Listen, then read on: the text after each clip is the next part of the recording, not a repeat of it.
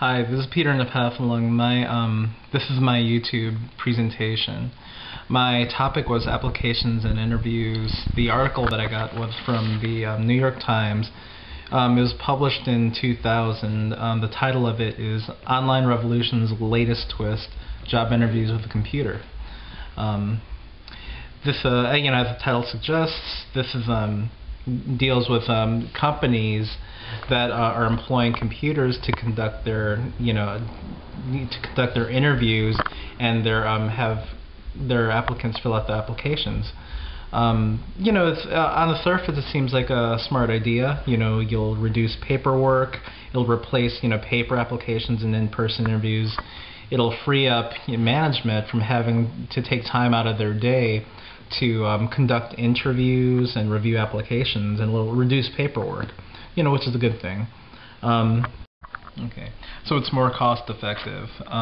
Another potential benefit that, by employing computers and electronics to screen your applicants, you'll quickly weed out applicants. As we talked in class about the job description as being the initial way to weed out clients.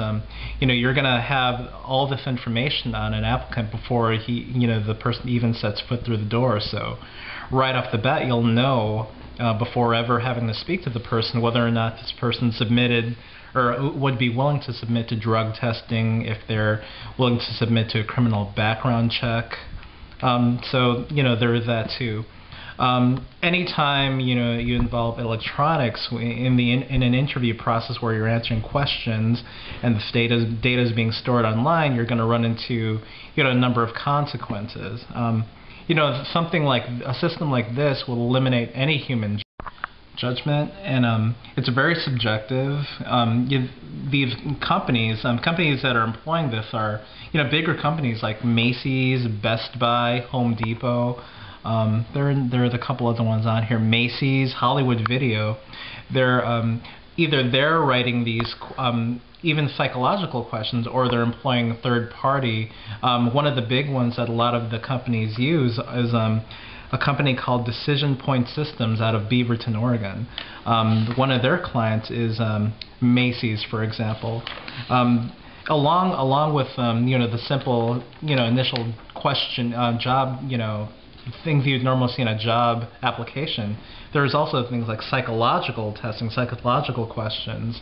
So this is inherently subjective. So and there's also the potential for data mining. All of this information is being kept online, recorded online, and can potentially be sold to any company that would be willing to pay for it. Currently, at least at the time the article was printed, the law was kind of murky with regard to the company's right to sell this information to whomever.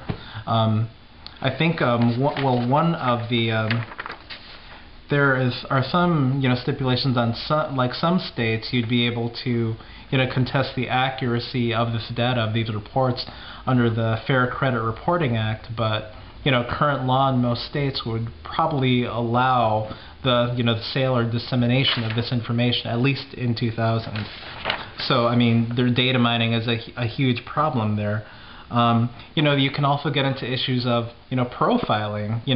There's a potential for this information that's being recorded because many companies use the same third-party vendor, and the case in point here is Decision Point Systems out of Beaverton. There's talk in this article as far as regarding applications of computerized job interviews, computerized screening. Companies could potentially share data with one another. This could have good, positive, and negative consequences. Positive might be that if an applicant is not necessarily suited for one company, this company can share this data with another company, and potentially the person would be a better fit there. In a perfect world, I think this would be the case, but like what could also happen is that a person might have a bad day, they might have a bad interview, and this would eliminate them from the running of not only the position they applied for, but any position, any kind of similar position that would be available at any other of the companies that this, in this case, Decision Point Systems company represents. So that that could have long-term damaging effects to any applicant. And based on what? Based on psychological questions and profiles that are generated via a computer, based on questions that are generated by these stores and a third-party vendor. And I personally, I don't think that's really fair. I don't really think that's the best way to go. There are applications that you would be able to use. Obviously, you can use a computer, I think, to get the initial data, perhaps have an initial conversation. But when you get down to actually what would you hire this person, would you not? Let's assume they get through this initial screening. You just simply can't do this on a computer. There are just things like body language and things that you would be able to catch in person that you wouldn't catch through a computer. And also there's how do these things get fact checked? I mean, there's a lot of things to think about here. So I mean, I guess in summation, there are good things about this sort of application and bad things. And if it were up to me, I think I would roll this out on a temporary basis, being very cautious of the type of information that I'd be willing to capture and assume as fact. And personally, I would not hold it against an applicant if they did very poorly on the cycle. And I wouldn't hold it against an applicant if they did poorly, on the psychological profile, because as I said, this is a very subjective information, very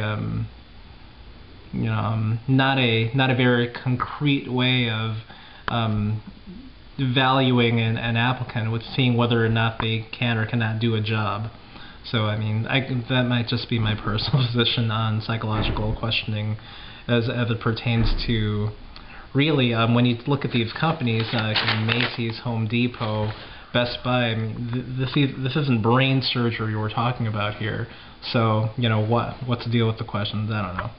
But anyway, that's my position. This is my presentation, and I hope it was informative. Thank you very much.